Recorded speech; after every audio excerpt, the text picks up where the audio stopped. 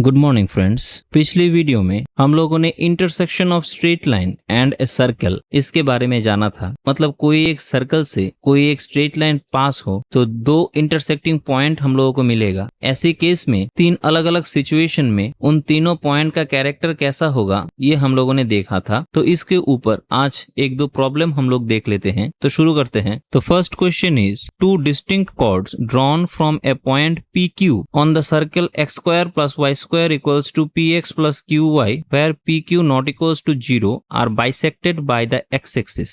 Then show that p square greater than 8q square. मतलब यहाँ पर कोऑर्डिनेट ग्राफ पे एक सर्कल दिया गया है जिसका इक्वेशन है x square plus y square equal to px plus qy। अब सर्कल के बाउंड्री रीजन पर कोई एक पॉइंट है pq, क्योंकि यहाँ पर बोला गया है from a point on the circle. On the circle means boundary region पर कोई एक पॉइंट है। तो two distinct chord drawn from the point PQ on the circle, मतलब इस सर्कल की बाउंड्री रीजन पर ये पॉइंट PQ से दो डिस्टिंक्ट कॉर्ड हम लोगों को ड्रॉ करना है। तो हम लोगों ने यहाँ पर ड्रॉ कर लिया। इसको हम लोग कैपिटल P और इसको A एंड B ऐसे दे देते हैं। मतलब AP and BP are two distinct chord. ये दो डिस्टिंक्ट कॉर्ड जो है वो बाइसेक्टेड बाय एक्स एक्सिस। यहाँ पर एक्स एक्सिस जो है, इस एक्स एक्सिस द्वारा ये दो कॉर्ड बाइसेक्टेड हो रहे हैं। मतलब इसे अगर M एंड N दे दे तो AM equals to MP and BN equals to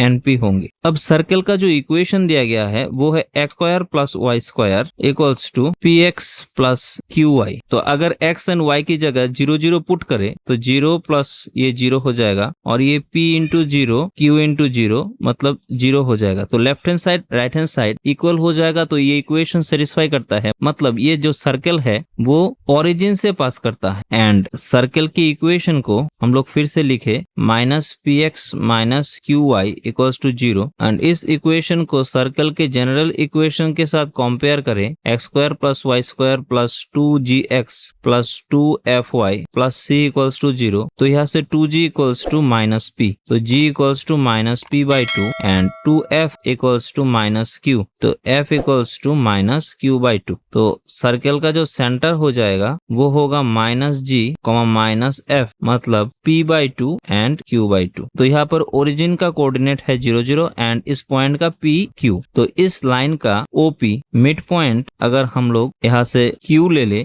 तो इसका कोऑर्डिनेट हो जाएगा, मिड पॉइंट का कोऑर्डिनेट हम लोग जानते हैं small p plus 0 by 2 and small q plus 0 by 2, तो p by 2 and q by 2। तो यहाँ से हम लोगों ने देखा सर्कल का सेंटर है p बाई 2 q बाई 2 और इस लाइन का मिड पॉइंट है p बाई 2 q बाई 2। मतलब सर्कल का जो सेंटर है वो इस लाइन के मिड पॉइंट में सिचुएटेड होगा। अब और दिया गया है कि ये जो कॉर्ड है AP एंड BP, ये कॉर्ड एक्स एक्सिस द्वारा बाइसेक्ट होता है। तो इस पॉइंट M का कोऑर्डिनेट बन जाएगा x1, 0, क्योंकि x एक्सिस के ऊपर y का कोऑर्डिनेट 0 होता है और इसे x1 ले लेते हैं और इस पॉइंट में कोऑर्डिनेट हो जाएगा x2, 0। सिंस x एक्सिस इस AP एंड BP को बाइसेक्ट करता है तो A की कोऑर्डिनेट को अगर हम A1, B1 ले ले तो यहाँ से हम लोग लिख सकते हैं सेक्शन फॉर्मूला के मुताबिक x1 equals to A1 plus P by 2 और इसे लिख सकते हैं 2x1 minus P equals to A1 and similarly 0 equals to हो जाएगा B1 प्लस Q बाई 2। तो इसे लिख सकते हैं B1 equals to minus Q। तो यहाँ पर x1 जो होगा वो कोई एक फिक्स्ड पॉइंट है कोऑर्डिनेट, P पॉइंट कोई एक फिक्स्ड कोऑर्डिनेट है। तो 2 इंटू कोई एक फिक्स है और एक फिक्स्ड को माइनस करे तो ये भी एक फिक्स्ड पॉइंट ही आएगा। तो A1 का जो कोऑर्डिनेट आएगा उसे हम लोग K1 ले लेते हैं, कोई एक फिक्स्ड पॉइंट। तो इसे हम लोग दे सकते हैं K1 माइनस Q। सिमिलरली ये हो जाएगा K2 माइनस Q। अब सर्कल का जो जनरल इक्वेशन था वो था x square plus y square minus px minus qy equals to 0 और इस सर्कल में A और B दो पॉइंट इसके बाउंड्री रीजन में सिचुएटेड है जिसका y coordinate equals to minus q है। तो इस y कोऑर्डिनेट को हम लोग इस इक्वेशन 1 पे बिठा दे तो आ जाएगा x square plus minus q का whole square minus p into x minus q into minus q equals to 0। तो x square plus q square minus P X minus minus plus q square equals to 0। तो यहाँ से बन जाएगा x square minus P X plus 2q square equals to 0। अब इस equation का अगर दो रूट ऐसा हो जाए k1 एंड k2, तो यहाँ से हम लोग देख सकते हैं a एंड b पॉइंट जो है वो इस सर्कल के बाउंड्री रीजन में सिचुएटेड है एंड ये रियल एंड डिस्टिंक्ट है। मतलब ये दोनों पॉइंट का जो वैल्यू है वो रियल में एग्जिस्ट करता है। तो अब पिछले दिन जो थ्योरी हम लोगों ने देखा था कि कोई सर्कल को कोई एक स्ट्रेट लाइन अगर दो पॉइंट में इंटरसेक्ट करे और ये दो पॉइंट अगर रियल एंड डिस्टिंक्ट हो जाए, पहला वाला कंडीशन, तो इस क्वाड्रेटिक इक्वेशन का जो डिस्क्रिमिनेंट आएगा वो ग्रेटर देन 0 होगा। तभी ये दो point a and b intersecting points real and distinct होंगे। तो ax square plus bx plus c equals to 0 अगर कोई x का क्वाड्रेटिक इक्वेशन है तो इसका डिस्क्रिमिनेंट बन जाएगा b स्क्वायर माइनस 4ac। तो सिमिलरली इस इक्वेशन का डिस्क्रिमिनेंट बन जाएगा b स्क्वायर मतलब माइनस p का whole square minus 4 into x का coefficient 1 and c equals to 2q square. ये ग्रेटर देन 0 आ जाएगा। तो यहाँ से हम लोग लिख सकते हैं p square minus 4 into 2 8 square greater than equals to 0। तो यहाँ से लिख सकते हैं p square greater than 8q square and hence proof. मतलब सिंस ये दो पॉइंट रियल एंड डिस्टिंक्ट है तो इस क्वाड्रेटिक इक्वेशन का जो डिस्क्रिमिनेंट है वो 0 से बड़ा हो जाएगा एंड फिर यहाँ से कैलकुलेशन करते करते हम लोगों को मिला p square greater than 8q square. आशा करता हूँ अप टू दिस आप लोग समझ गए होंगे। Second question is L1 be the straight line through the origin and L2 be the straight line x plus y equals to 1 if the intercepts made by the circle x square plus y square minus x plus 3y equals to 0 on L1 and L2 are equal, then show that one possible equation of the line is x plus 7y equals to 0। मतलब coordinate graph पर कोई एक line है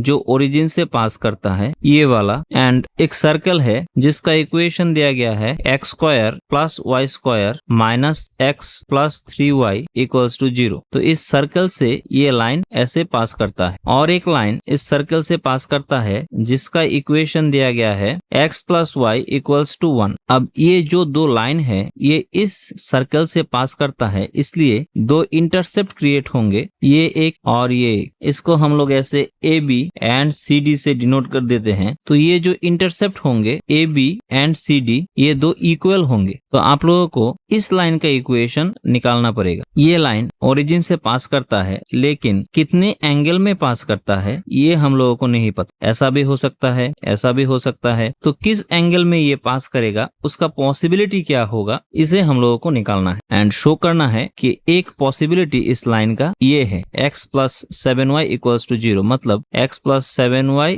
0 तो 7y equals to minus x और y equals to minus 1/7x। मतलब origin से pass करेगा एंड इसका जो थीटा एंड tan थीटा होगा स्लोप वो हो जाएगा माइनस 1/7। तो L1 जो लाइन है उसका कॉमन स्लोप हम लोग m चूज कर लेते हैं और इक्वेशन हो जाएगा सिंस ओरिजिन से पास करता है y equals to mx and L2 जो लाइन है उसका इक्वेशन दिया गया है x plus y equals to 1 and given ये है कि जो दो इंटरसेप्ट क्रिएट होंगे इस L1 एंड L2 लाइन से, इसे L2 दे देते हैं, ये दो इंटरसेप्ट इक्वल हो जाएगा। तो सर्कल का सेंटर अगर यहाँ पर हम लोग O ले ले और O से हम लोग इस लाइन के ऊपर एक परपेंडिकुलर ड्रॉ करें और इस लाइन के ऊपर एक परपेंडिकुलर ड्रॉ करें तो इसे दो नाम दे देते हैं M and N and OA को ज्वाइन कर देते हैं एंड OC को ज्वाइन कर देते हैं। Now in triangle ONA and triangle OMC NA equals to MC, क्योंकि कोई एक सर्कल पर कोई एक कॉर्ड ऐसे सिचुएटेड है एंड सेंटर से अगर हम परपेंडिकुलर ऐसे ड्रॉ करें तो हम लोग यहाँ से दिखा सकते हैं कि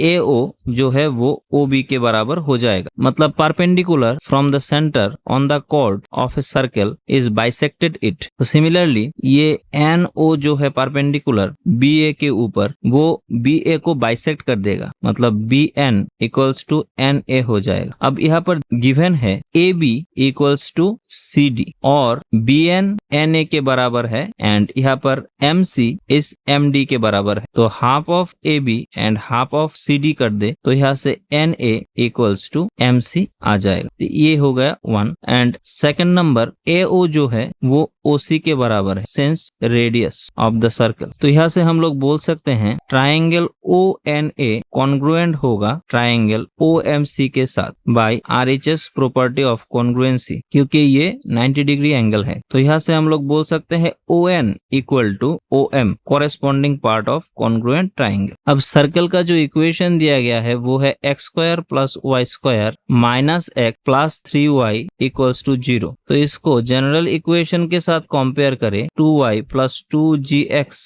plus 2fy plus c equals to 0। तो यहाँ से 2g इक्वल्स टू हो जाएगा -1 एंड 2f इक्वल्स टू हो जाएगा 3। तो यहाँ से g इक्वल्स टू हो जाएगा -12 एंड f इक्वल्स टू हो जाएगा 3/2। तो सर्कल का सेंटर जो हो जाएगा वो होगा -g -f मतलब हाफ कॉमा -3/2। तो इस O पॉइंट का कोऑर्डिनेट बन जाएगा हाफ कॉमा -3/2। और हम लोगों ने अभी प्रूफ किया है कि इस सर्कल के ओरिजिन से इस लाइन के ऊपर जो डिस्टेंस होगा वो सेम होगा। तो अब इस डिस्टेंस को हम लोग निकालने की कोशिश करते हैं D1 एंड D2। तो यहाँ पर कोई एक पॉइंट PQ से कोई एक लाइन के ऊपर परपेंडिकुलर जो डिस्टेंस होगा, अगर लाइन का इक्वेशन ऐसे दिया गया है AX plus BY plus C equals to 0, तो हम लोग जानते हैं D1 का वैल्यू हो जाता है A इंटू X की जगह P plus B into Y की जगह Q plus C root over A square plus B square इसका मॉड्यूलस। तो यहाँ पर सेंटर का जो कोऑर्डिनेट दिया गया है वो है हाफ कॉमा -3/2, ये निकल के आया था। और अगर हम लोग ON को कंसीडर करें तो ये L1 जो लाइन है उसका इक्वेशन है y equals to mx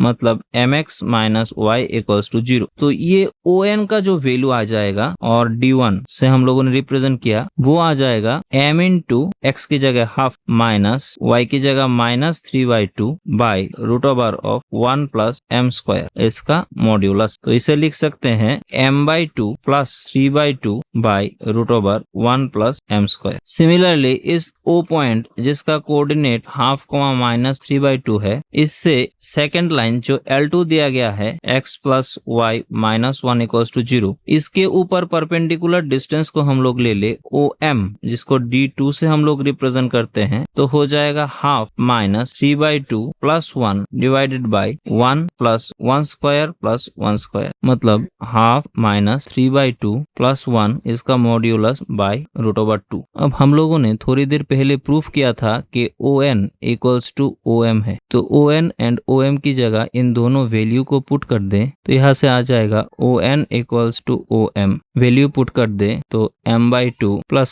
3/2 by root over m square plus 1 into modulus half -3/2 minus 1 by square root of 2। तो यहाँ से लिख सकते हैं m प्लस 3/2 इसका whole square equal to 2 into m square plus 1, तो इक्वल्स टू हो जाएगा m square plus 6m plus 9 equals to 8m square plus 8। यहाँ से लिख सकते हैं 7m square minus 6m minus 1 equals to 0। तो यहाँ से लिख सकते हैं 7m plus 1 into m minus 1 equals to 0। तो यहाँ से m का वैल्यू एक हो जाएगा 1 और दूसरा हो जाएगा -1/7। तो L1 का जो हमने इक्वेशन लिया था वो था y इक्वल्स टू mx। तो यहाँ से L1 का दो इक्वेशन आ जाएगा y इक्वल्स टू m की जगह 1 मतलब y इक्वल्स टू x और y इक्वल्स टू m की जगह -1/7x। तो इसको कैलकुलेट कर ले तो 7y इक्वल्स टू -x और x plus 7y equals to 0 मतलब ये जो L1 है इसका दो पॉसिबल इक्वेशन आएगा y equals to x and x plus 7y equals to 0। तो ऐसे ये प्रूफ हो जाता है कि L1 का एक equation x plus 7y equals to 0 आएगा एंड हेंस द प्रूफ। तो आज हम लोगों ने दो एक प्रॉब्लम देखे, नेक्स्ट डे हम लोग और नया कुछ देखेंगे। तब तक के लिए thank you and good bye.